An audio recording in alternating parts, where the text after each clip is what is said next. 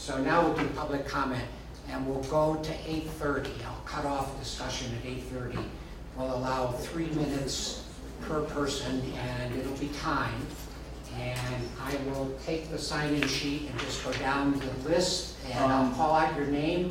You can either come up and testify here, you can talk about anything you want, or you can say, hold me off, and that'll be fine. Point of privilege, Mr. Chairman, we do have a representative of the town of Bernalillo here who'd like to make a statement. Sure. And then they go first.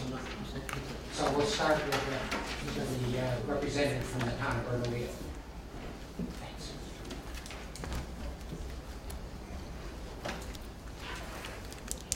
And we won't time her.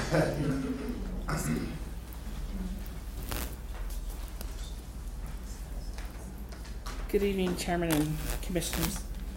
I am Ida Farrell, Town of Bernalillo's Clerk Administrator. I'm not sure you're on it. Oh. She's on, just pull it closer. Okay. Can you hear me now? Can you hear? Okay. My name is Ida Farrell. I am the Town of Bernalillo's Clerk Administrator. I'm here on behalf of Mayor Torres. He is currently out of town and has asked me to read this letter on his behalf. I actually have a letter for each of you. I think you have received one, as well as staff. Commissioners, my apology for this presentation. I am out of the state tonight, but felt it's imperative that my concerns be shared with you. The proposed oil and gas ordinance is unacceptable and needs rewriting. I believe moratorium is appropriate, but the current draft ordinance misses on far too many critical issues to warrant approval. I offer for your consideration several of my most pressing concerns. I also offer to sit with you or staff to discuss in detail the many additional inadequacies. El agua es vida. We must begin with baseline data on both water and air quality. Impacts must be monitored in a timely manner. What will happen with degradation of these or other natural resources? Who is responsible for remediation when possible? Are there any penalties ever? Our aquifers serve across jurisdictions, and impact to them will impact multiple communities. Our most precious resource can never be put at risk for any price. Number 2, the potential impacts to communities across the county demand more communication and collaboration than we've ever known. The town of Bernalillo has yet to hear one word from Sandoval County on the proposed ordinance. We share borders on the south and north ends of the town. Why not include us in the process? Have any other communities been consulted? Have Cuba, Hema Springs, Hema Pueblo, or any other communities been consulted? Has Rio Rancho been involved? There is too much at stake for the county to move forward alone. Sections of the ordinance intentionally limit public involvement. This streamlining keeps individuals and communities in the dark. It presents the appearance and increases the likelihood of collusion. An open and public process serves the citizenry. 4, why split the county into 2 zones? This creates the impression that one zone has a higher priority or rates better conditions than the other. Our primary responsibility as government is to protect and promote the health, safety, and general welfare of present and future residents. This ordinance proposes to do just that, but fails far too short. The county has the opportunity to start over and get this right. I strongly request that you refer this back to staff for a complete rewrite with collaboration from local communities. I also ask that you approve a moratorium until a quality, comprehensive ordinance can be drafted and approved. Respectfully, Mayor Jack Torres. Thank you.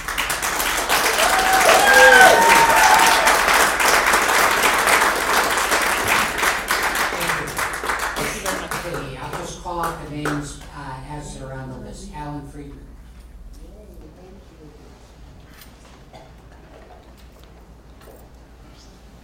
So now 3 minutes. Okay. Commissioners and Chairman Arango, my name is Alan Friedman, and I reside at 52 Anasazi Trails, Open Placitas. Before we start, as you know, Bob Wesley has worked tirelessly on this issue for a year and a half, And he was scheduled actually to make a presentation to you folks. But you may or may not know, but Bob has been hospitalized with a serious life-threatening infection. And otherwise, I'm sure Bob would have been here tonight. So a bit of what I'm saying comes from Bob's insight into this issue. Before I comment on the content of the ordinance, I'd like to talk a little bit about the structure of the ordinance and the process of its development. Many legitimate citizens' concerns that were made in 2 hearings last year have not been addressed in this draft. Oil and gas operations are heavy, region-shaping industry. Think of Hobbs and Farmington areas. An oil and gas ordinance should not be a simple set-it-and-forget-it land use ordinance. And I think that's what I've heard, that you've been instructed to make it be compatible with the larger comprehensive ordinance. Oil and gas operations have to go through a permitting process with oversight by the county. And I believe baseline measurements of water quality, air, noise, etc. should be made before a permit is issued and operations begin. The county should then monitor changes to see that these baselines are exceeded, for example, by, say, 10%, and instruct the operator to correct the issue. Serious violations of the ordinance, if not corrected, should lead to permit suspension or ultimately removal of the permit. A $300 fine for violations, and that's how it's set in the comprehensive ordinance. A $300 fine for violation of the terms of the ordinance as called for in the comprehensive zoning ordinance is meaningless when an oil well or gas well costs $5 to $10 million. I believe as written, the oil and gas ordinance does not protect the citizens of Sandoval County from the adverse effects of oil and gas operations. It's a document written to make it easier for the industry to drill, and what I hear, for the staff to meet applications.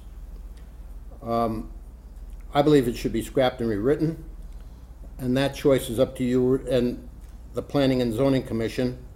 I think the county commissioners expect you to write a good ordinance. I've asked Jay Block, you know, can I have a minute or more? That was Bob Wesley's time. Just finish your sentence. Let me then just speak about water, and that's, I think, Finish. You said you consulted with Jay Block. Oh, he said he wants to see a good ordinance from this group. That's what he wants to see. Define good for us. Yeah, I'm sure, that's what we have to define good. So, Just tell him he can call me anytime and tell me what he wants. okay. I guess I wanted So to, now you're done. That's your 3 minutes. am I done? Yes. That was Bob's 3 minutes. No. I give Bob our best wishes because, you know, we admire him a great deal. He's been here, he's given us very good information, and we certainly He has. expect to see him back here. But you're Alan Friedman, not Bob. Okay. Okay. So next is Linda Hayes.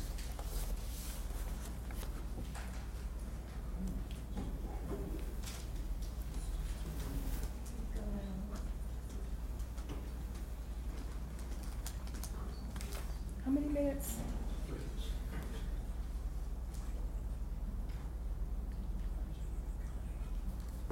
Hello, Commissioners. My name is Linda Hayes. I live in Rio Rancho, and I am an advocate for the disabled community and for animal welfare issues. I'm also an architect licensed in California, working on my New Mexico license. And I'm very concerned with public health and safety, but I am also concerned with economic development. And that's what I wanted to talk about this time. Sandoval County does need economic development. It needs economic development that's renewable, diversified, healthy, safe, and that provides a stable and non-fluctuating tax base. All of these are The oil and gas industry does not meet these requirements. In addition, the oil and gas industry would preempt or interfere with other forms of economic development. Because it creates physical danger, it needs to be carefully regulated.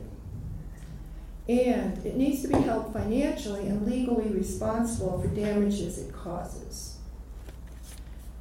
Sandoval County proposes that they only regulate surface and land uses and cannot address environmental safety.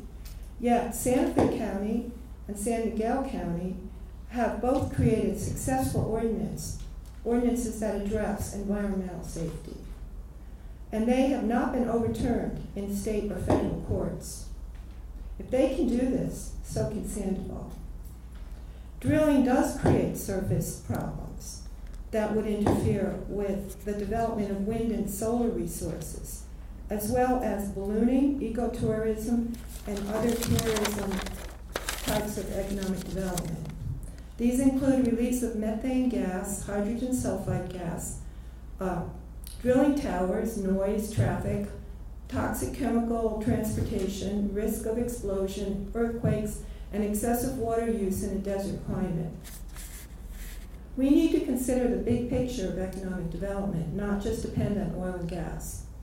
We need to interface with P&M, who already has 80 acres of solar arrays and wants to do more. Rocky Mountain Power, by the way, has just invested a lot of money in wind energy and has created lots of jobs in 3 different states that are nearby. We could interface with UNM, CNM, New Mexico Tech, Albuquerque Balloon Museum, and we could create an ecotourism center that highlights the desert climate, the types of vegetation we have here, similar to the biopark.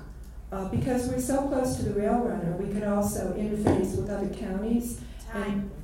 Okay. Finish your sentence. Well, I think it would be great if we could all have a working session on developing types of economic development. I, as an architect, would be privileged to work pro bono on any ideas. I have a whole bunch of ideas I can't even talk about. Thank you.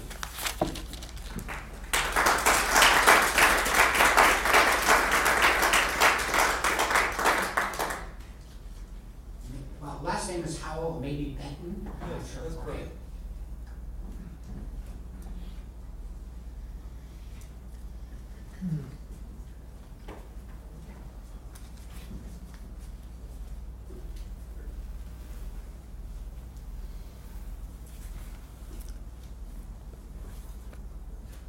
Mr. Chairman, Commissioners, my name is Benton Howell, and I'm here to talk just briefly about some facts that you maybe will be interested in as far as fracking when it concerns the interaction between the state government, the federal government, and the local municipalities and the counties. And so I just read a little bit of this, and then what I would like to do is distribute this publication to. Yeah, you could just enter it in the record and we'll get it. Okay, fine. So this is from a publication called Defining and Closing a Hydraulic Fracturing Governance Gap by Grace Hosner and others. And I'll just read a few points here from this. Gotta get my glasses on. Okay, so currently 27 states have laws in place to address hydraulic fracturing and related activities. These laws employ a broad range of regulatory techniques to manage fracking. For example, the state of New York announced a ban on hydraulic fracturing in December 2014 after a State Department of Health report concluded that more research into the technology was necessary to determine whether fracking is safe. In 2013, California passed Senate Bill 4, which allowed fracking subject to a number of requirements, including permitting, reporting information about fluids used, and providing permit copies to all neighboring property owners and tenants. And going on here, it talks a little bit about Colorado in particular, It has an extensive history of oil and gas development. The state's drilling has historically occurred on the western slope of the state and more recently in densely populated Front Range area, including Denver and Boulder. Colorado state law gives primary regulatory authority over oil and gas to the state, although local governments also have some explicit authority. This is really not quite as important as knowing that when there are issues where the state doesn't cover the particular regulations that perhaps need to be there, that you can actually have the counties or the municipalities, I suppose, to be able to have their own regulations which fill in for what the state doesn't do. And I think that's something that we have to read about, including me. I don't know very much about it either. But I would like to distribute this. Thank you. So to the extent that you find things that aren't covered, we'd be very interested in hearing about it. Okay, well that's an ongoing trip for all of us involved in this environmental part. Let's see, Wanda, B-U-L-K-O-W. I'll pass. Okay. Kathy, I think it's Newman. I pass. Okay. Fritz Allen. I'll pass too, sir. Okay, right. Dorothy No. Pass. Okay. Let's see. Oh, Ida, yeah, you already spoke. Mary Fellow. Can I have all their time? Do you like to negotiate? Members of the commission, my name is Mary Bloom. I'm a resident of Sandoval County. I am here speaking on behalf of the Oil and Gas Accountability Project, which I represent. Oil and Gas Accountability Project is a program of earthworks and works with communities in the West, in Pennsylvania, and New York, on providing advice to actually local government bodies as well as community groups about oil and gas drilling and production and what can be done. I'm just going to, we're going to be presenting you with some written comments, so I'm not here tonight to go through the details of that because I think this is a very serious project that you're going through. And I must say I truly appreciate your willingness to go through 1.6 A through O, because I think it's absolutely critical for all of us to understand what the current laws do cover and what they don't, and where possibly the county could fill in the gaps. The other question I have is that there are these maps, and they're not online. And in terms of fine-tuning this map, I think it would be interesting to see the municipalities on there, because there's the reservations, but I also would like to see where Rio Rancho is and a few other municipalities that are in the blue areas, because the point, I think the mayor raised, I think, a very important point is that, and you did too, Mr. Chair, because talking about in those blue areas, there are people that may decide to drill. Or if we decide that, or in those areas to drill, there's an impact, and air and water have no boundaries. So I think it's really important to do the outreach to the tribes and to these municipalities to make sure that, we're thinking about how we can work together.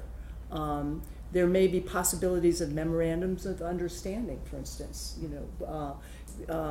who's responsible if there's somebody drilling in Rio Rancho and the roads of the county are impacted. Well, how do we work that out? Those are serious issues. And so I think the map is my concern, and then and the consulting with other communities, making sure that there's input, particularly from the tribes, because I understand that there's some very sacred areas in the county, and it would be somehow nice to know if there was going to be drilling, what would be the process that you would use to determine whether there needs to be a setback or, how that would work. And then when you're listing of 1.6 A through O, Time. I think it's important for you to look at, you've mentioned penalties, but also financial assurance. That's a very sensitive issue, is bonding, how much and whether it's adequate. So, thanks.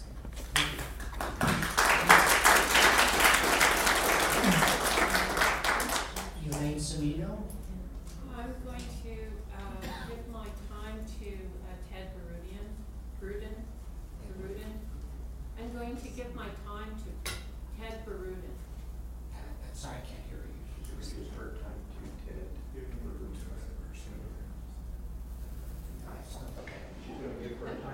Oh, oh, okay, fine, okay. That's fine. Jerry, D-U-S-S-E-A-U? I will pass tonight, thank you. Okay, thank you. Okay, Ted Barudin?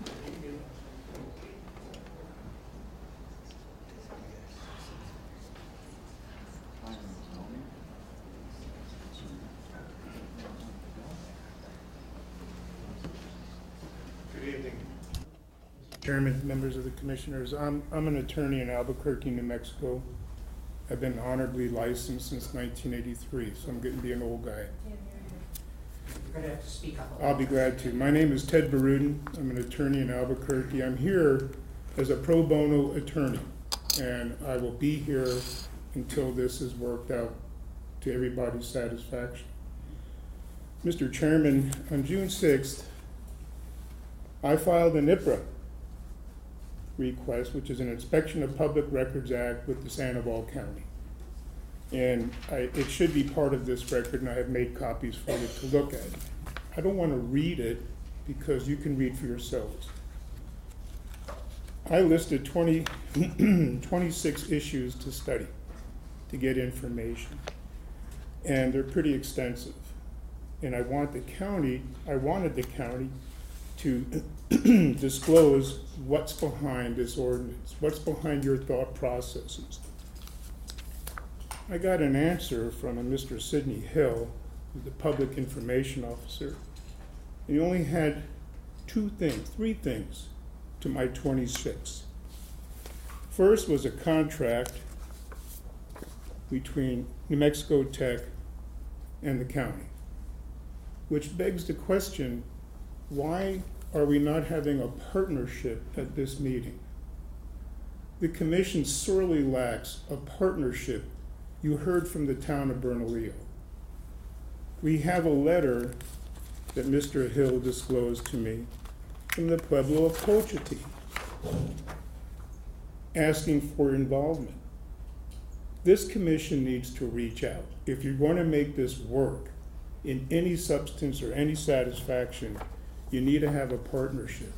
So that comes back to your 1.6 A through O. You have a host of statutes. You have a host of federal and state statutes. One of them is the Cultural Preservation Act, Cultural Properties Protection Act, the National Historic Preservation Act. Where is BLM with your discussions? Where's Indian Health Service with your discussions? Where's the BIA in your discussions? They should be sitting at this table. The last speaker raised great points on that very point. We should be having working sessions so that you're hearing everybody instead of trying to cut them off or give us 3 minutes. We need to have working papers. Now, on July 11th, I'm going to be back, and I'm going to be submitting 3 days before, like you wanted, some of our documents and position papers. But I'm taking an issue, Mr. Springfield, with you, and if I could have 2 more minutes of Ms. Semino's time. Mr. Springfield wrote a letter, and here it is. Mike, this is the one you sent over. Staff report. Correct. Yes. All right. And it's dated today, June 29th. I'm troubled deeply by some of the things that Mr. Springfield noted. One of them was that the county commission agreed to an agreement with New Mexico Tech was desire to provide technical assistance. Well, that's great. There's no harm in that. The staff was not able to establish a clear and consistent role for New Mexico Tech in the review for consultation for oil and gas in the county. Long story short, New Mexico was retained to review and comment on drafts for oil and gas regulation. Later was retained to complete a hydrogeologic study of the county area that is intended to provide more detailed technical insights. And here it is. The study is scheduled for completion in May of 2018. Commissioner Chapman is unreasonable in trying to get something done by the end of this year. By their own staff admission, it's not going to be complete until May of 18. That sounds like it's kind of fast, being pushed, and being not really carefully studied. So, we have Town of Bernalillo, and I'm almost done, so I'll stop. Town of Bernalillo wants a moratorium. The citizens of Sandoval County surely would like a better study and a moratorium. Pueblo of Cochiti has come forward in writing asking for a moratorium. Probably the best suggestion would be to get partnerships going. Partnerships with counties, pueblos, townships, citizens, the federal government, the BIA, the BLM, and the Indian Health Service, because we don't want to see something like the Aaron Brockovich story. We don't want people harmed and killed or genetically disaltered. Fracking is a very dangerous and very deadly undertaking. Thank you. I'm done. Thank you.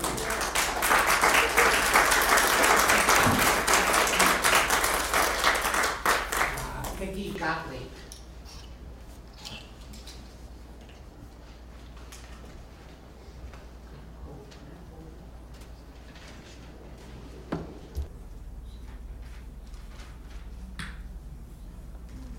Mr. Chair and Commissioners, I'm Vicki Gottlieb. I'm a resident of the county. I want to bring your attention to the current, the July issue of the Sandoval Signpost, a letter to the editor from me and another resident of the county, a separate letter, were both published and are germane to this issue, as well as calling on residents of the county to participate in this process. So that underscores what's been said before. It was suggested to me, and I'd like to share with you, that you have these screens and that it would be very helpful when you conduct any of your meetings and you're covering specific language, that you make that available for all of the people who are here to be able to see and reference what you are discussing or what staff is discussing. Thank you very much. I wish you well. I appreciate the orderly process in which you are approaching this.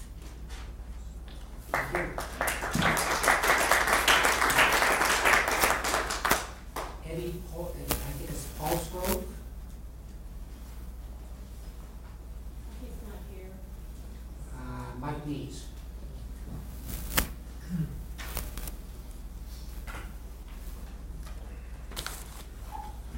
Thank you, Mr. Chair, Commissioners. My name is Mike Neese. I live in unincorporated Sandoval County, where much of the split estate, Placitas, unincorporated Sandoval County, where much of the split estate mineral rights are owned by the federal government. So that map that shows all the red in the far right-hand corner is actually excluded by the draft ordinance that you've written. Page 2, line 2, excludes federally owned split estate mineral rights. So my land is in Placitas, and many of the people in this room, their land is in Placitas, and the federal government, the BLM, controls those mineral rights under their land. That needs to be added back into our inadequate ordinance. This oil and gas ordinance will probably be the most important single item that this commission will work on for a long time to come. Your decisions will impact Sandoval County and well beyond. Your decisions can in fact impact possibly as many as 800,000 people who drink from the Albuquerque Basin. So I hope that you will be open-minded. You'll ask many questions. You'll demand the answers, and you'll make the necessary changes to this document. The fracking processes have changed everything. I'm a general contractor, and I was glad that Mr. Springfield brought up so many different references to CID and Environmental Division. When I build a house, I have possibly as many as 20 inspections on one single house. And I don't have any possibility or very little possibility of impacting 800,000 people and their drinking water, the air. So I'm just wondering why the construction industries is so regulated, and I make a good profit. I'm not complaining. I have never come to this commission and complained about the ordinance in place for the construction industries, and yet we don't have adequate ordinances for an industry that has the ability to impact our lives so heavily. And we need to consider this. This is a big problem. So I hope I get inspected for sheetrock, nailing patterns, insulation. These guys, oftentimes on a fracking well, they don't get inspected a single time. There's 12 inspectors for the entire state.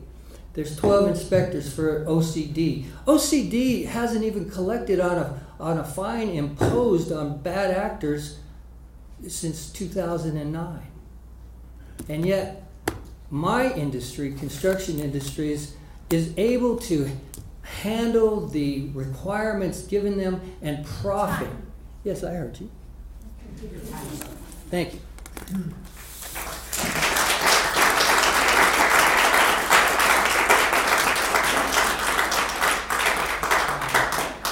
D. Martin.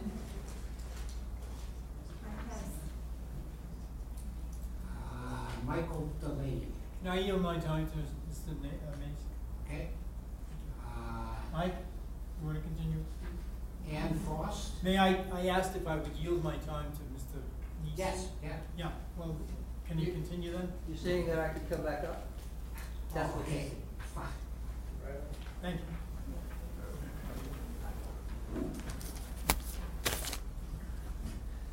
Thank you. So we've talked about entities, government entities that have not been included. I will include SCOFCA, eSCOFCA, Ciudad Soil and Water Conservation District, Coronado Soil and Water Conservation District. These are all, and the City of Albuquerque and Bernalillo County. These are all entities that can be affected. And actually, as I recall, the SCOFCA does require drainage plans. Yeah, that's another thing that I do as a contractor. If I divide a piece of land, I do a drainage plan that might cost me $5,000. Are we going to do drainage plans for the oil and gas industry? Because I don't see anything that's required. Another concern that I have, first of all, is where are we going to get the water? This is a big issue with us. 4.2 million gallons average per fracking well, and there's never one well. So where are we going to get that water? It needs to be a requirement of this draft document. And I, as a contractor, my insurance is $2 million. And I don't have the potential to pollute the area. So I think we need more like 10 for an industry that can pollute as bad as these guys can. And on page 14, a waste disposal plan. Waste disposal plan allows for injection of produced water on site, must be approved by NMOCD. So if we drill a well in Placitas, and whether it's exploratory or a production well, then they can turn that into a disposal well at some time, because this is not defined in any way. And in addition to your question, Jim, Commissioner, thank you. About disposal wells, you might also include evaporation ponds. They're all over the place. These trucks are dumping into little lined ponds, and we don't know. The people next door don't even know what that stuff is. And so it's evaporating into our air. So we've got a lot to do, and I don't think disposal wells and evap ponds are anywhere near here. So thank you.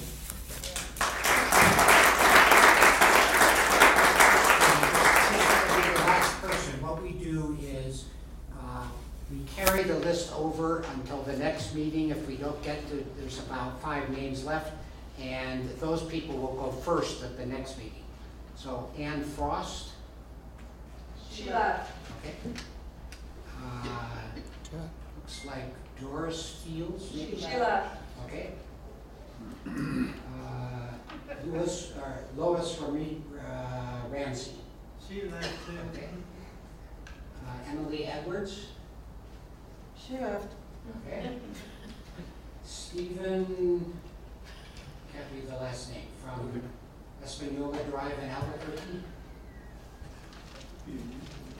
Come on, what are we doing tonight?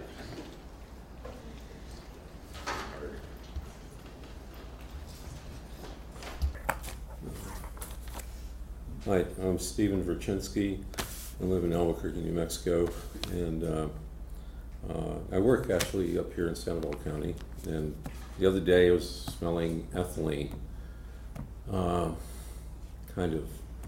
It was very sweet smelling, and it was one of the oddest places that I could smell it. It was on the Rio Grande. I don't know who the heck was dumping, but somebody was dumping in the river that day, and I got to go to smell it before guiding on the river. There were water trucks and everything coming through. I don't know if there was residual from maybe an oil tank that was used before for production water from one of the, and they just got ahead of some additional water in there and mixed the two together and decided to go spray wherever. That can happen too. There's no real controls here. And what we're looking at is some of the major items like preemption. You have, Mr. Chairman and members of the committee, if the U.S. government or BLM, or, as part of it, or anybody else decides to drop their regs, which is coming up with the talk that's coming in from Washington, D.C., what are you going to do? You have an ordinance in place that basically is wide open at that point, which has no back end to it. In other words, if the federal government decides that they are not going to go ahead and cover your air, your water, your noise, your fumes, and everything else that goes along with it, including the need to go ahead and reduce our use of fossil fuels, because what's the problem? We've got a global climate change underway, and it may impact the ability of future generations to even survive on this planet. And the kids are filing lawsuits. What a shame. The kids are filing the lawsuits. So, anyway. It's a little bit of an outrage to even go and think about the stuff that's not being done. I mean, I went up to the state Oil and Gas Conservation Division. I got 13 people in there. You know how much their inspections were that they did in the last quarter? They did 10,000 inspections with 13 officers. Can somebody say drive-by? And you're going to expect for them to go ahead and take care of your health and safety, not on your life. I asked them for one of their best days of their best officers so I can go and run the route and see what they were inspecting for both the Permian Basin and the San Juan Basin. So, what have you got coming up on other things? The impacts and the costs and the bonding that's coming up. I'll be back. The next show.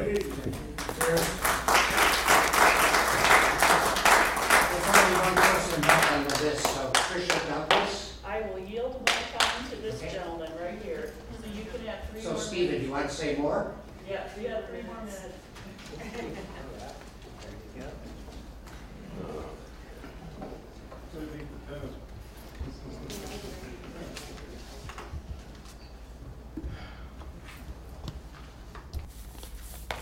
Are those all the places that all the wells can possibly be drilled? Do you know how to read a stratigraphic map of the subsurface? And has it been provided to you by New Mexico Tech?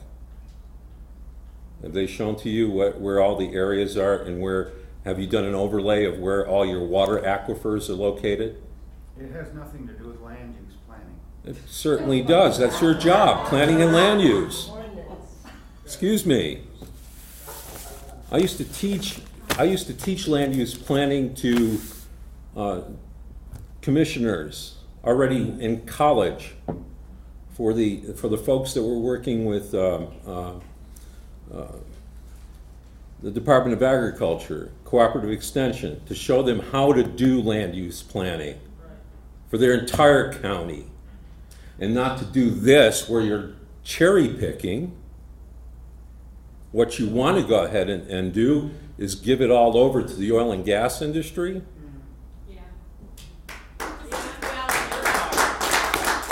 It's an outrage. What you're going to get is a lousy ordinance with no controls on it, and the company's going to come in here, they're going to go do what they want to do. You don't even know what the bounding requirements are. Have you done a chart to show what sort of bonding and what sort of results have happened over the years? I'll bet it's never been done. So what are going to be the costs to the community in the long run? You're going to replace the water for them? The companies now are only looking at a timeline of between 2030 and 2040, according to the Wall Street Journal.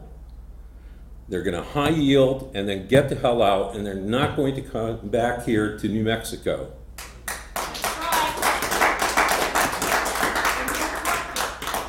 So, what do we do next?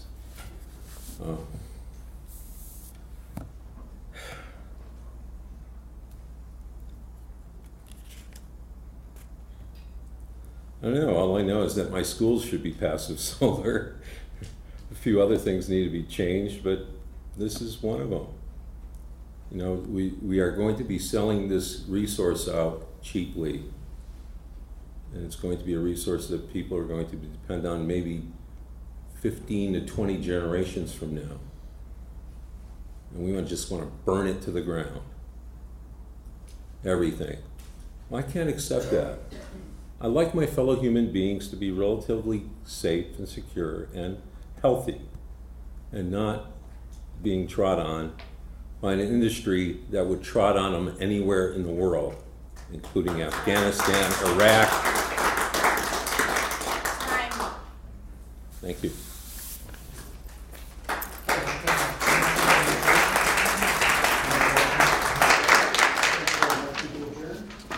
So moved. Okay, moved and seconded. All in favor, say aye. Aye. Thanks to all of you.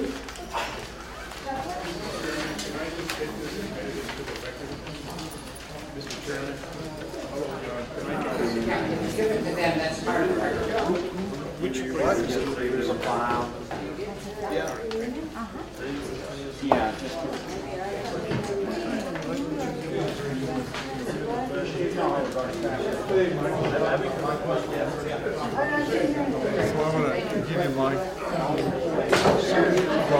I've made enough copies that people can. So I will come to get it. I will look at it. All right. What'd you?